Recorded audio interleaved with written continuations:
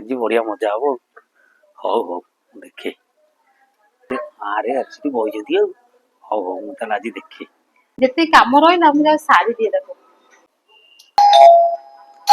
अरे तू तो कॉलिंग बेल मारे मुझे जाए देखे। अरे मैं अच्छे घरे आस आउ थे मारे कहीं जमा आसुना हौ रुह तेरे ना पुणी कॉलिंग बेल के मारे मुझे जाए आउे देखे नले।